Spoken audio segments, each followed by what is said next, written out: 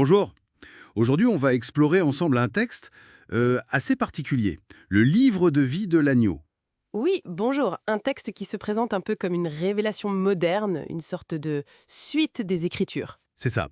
Ça mélange cosmologie, prophétie, et puis une critique assez virulente de notre société. Tout à fait. Et de la science aussi, d'ailleurs. Notre but, c'est un peu de dégager les idées principales, surtout cette vision du cosmos et de l'avenir humain qu'il propose. Voir ce qu'il y a de marquant, quoi. Oui, parce que le texte se veut porteur d'une vérité ultime.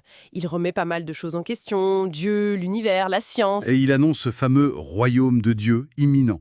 Voilà, sur une nouvelle terre. Mais attention, c'est pas pour tout le monde, seulement pour un groupe précis, les humbles de cœur. Alors commençons par cette figure qui parle dans le texte. Il se nomme le Fils de l'homme.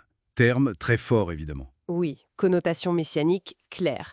Il dit venir accomplir les prophéties. Il raconte aussi un parcours difficile, des épreuves, la solitude. Il se compare à Job. Avant d'accepter sa mission, c'est ça. Et il insiste, seuls les saints d'esprit peuvent Et comprendre. il se voit un peu comme l'aboutissement de figures bibliques. L'agneau, Moïse. Et c'est lui qui introduit cette cosmologie vraiment alternative. C'est peut-être un des points les plus surprenants. Ah oui, C'est-à-dire, un rejet total des théories scientifiques dominantes. Le Big Bang, l'évolution darwinienne, tout ça, c'est balayé. d'accord, et il propose quoi à la place? Un univers éternel, déjà, et peuplé partout, avec une idée assez étonnante sur les étoiles. Comment ça? Le Soleil, par exemple, ne brillerait pas par fusion nucléaire, mais grâce à l'activité électromagnétique de ces planètes. Quoi? C'est l'inverse de ce qu'on pense. Les planètes qui font briller leur étoile. Exactement, ça change tout. Les satellites viendraient des anneaux des planètes. Jupiter serait une future étoile. Une étoile, Jupiter. Fou, c'est audacieux comme idée. Très. Et l'histoire de la Terre aussi est revisitée. Des changements d'orbite, des va-et-vient qui expliqueraient les aires géologiques, les glaciations. Et l'eau, d'où viendrait l'eau? D'une nébuleuse issue de l'explosion de l'atmosphère initiale du Soleil. Enfin, selon le texte. Et la vie, l'humanité dans tout ça? Apparue spécifiquement adaptée. Pas d'évolution entre espèces. L'humanité serait très jeune, d'ailleurs, peut-être 200 000 ans, apparue en même temps à plusieurs endroits. Ok, donc une réécriture complète de la science. Et ça s'accompagne d'une critique de la société, j'imagine? Ah oui, et pas des moindres. C'est une critique radicale. Les scientifiques, des imposteurs, vaniteux, créateurs du nucléaire. Pas rien que ça. Et les autres? Religion, politique? Pareil, les religions établies sont vues comme corrompues, les dirigeants politiques n'en parlons pas, ils mènent le monde à sa perte, et le matérialisme, l'argent, c'est le veau d'or. Les villes modernes, industries, sont aussi condamnées. Totalement. Comparé à Sodome et Gomorre, des abominations qui mènent à la destruction. Et cette destruction, elle est décrite comment? C'est l'Apocalypse? Oui, c'est ça. Le cœur de la prophétie. Une fin du monde imminente. Un embrasement nucléaire déclenché par la folie des hommes. Nucléaire, suivi d'autres choses? D'un déluge purificateur. Seuls quelques élus survivraient. Les fameux humbles de cœur. Oui, les élus, ceux qui auraient suivi les préceptes du livre, réfugiés sur les hauteurs, les montagnes. D'accord.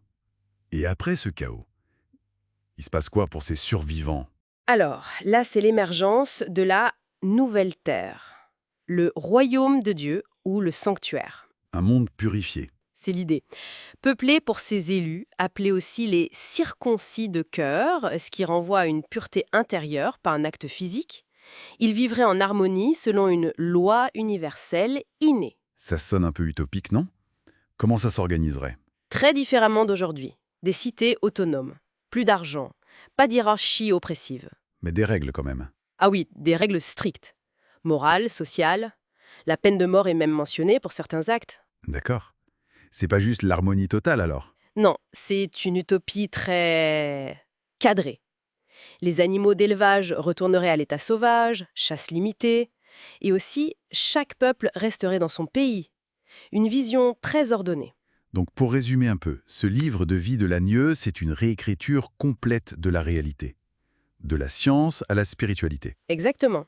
Une rupture totale avec le monde actuel et l'annonce d'une transformation, disons, radicale et imminente. Réservé à ceux qui adhèrent à cette vision bien précise. C'est ça, une tentative de donner une explication globale, un sens nouveau, mais en marge de tout ce qui est établi.